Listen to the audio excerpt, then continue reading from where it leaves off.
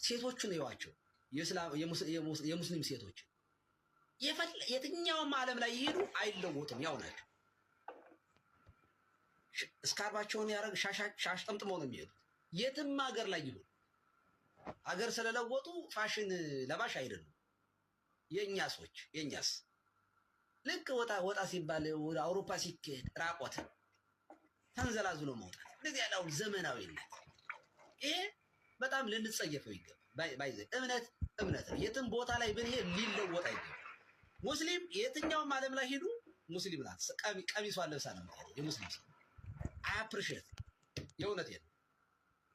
እሱ ብቻ አይደለም። ልክ ሸምሱ ሱቅ ስትሄዱ እየሰገደ ከሆነ እናንተን ሊያስተናግዳቸው አይችልም። ሸምሱ ስግደቱ ላይ ነው። ለምን አንዳንዴ እንዲያውም የሙስሊሞች ጫማ ይሰረቃል ይባላል። እዚህ ሲሰግዱ ከኋላ እዚህ አርባ እዚያ መስጊድ መርካቶ አካባቢ ጫማ የሚሰርቅ ሌባ አውላቂ ዱርዬ አለ ይባላል። ኮንሲደር የሚያደርጉት አምልኮታቸው ላይ ነው። እኔ ይሄንን ከነሱ መማር አለብን ብዬ አምናለሁ። እኛ ኬርለስ ነን። በቃ ማለት በጣም ጠንካሮች አይደለንም። እውነት ለመናገር አይደለንም።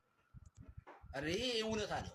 እውነት ስለሆነ አሁን እሺ፣ አንድ ኦርቶዶክሳውያን ጾም በስነ ስርዓት ነው የምትጾሙት? በስነ ስርዓት ጧትና ማታ ትጸልያላችሁ? እስኪ ራሳችሁን ቴስት አድርጉ። ትቆርባላችሁ?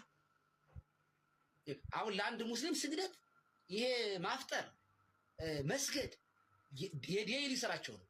እናንተ ትቆርባላችሁ? ቅዱስ ቁርባን ትቀበላላችሁ? ስንቶቻችሁ የንስሐ አባት ያላችሁ? ኬርለስ መሆን ትክክል አይደለም። ማለት እንደ ሎዶቅያ ቤተክርስቲያን ለብ ያለ ክርስትና ጥሩ አይደለም። አንዳንዴ ከሰይጣን በቃ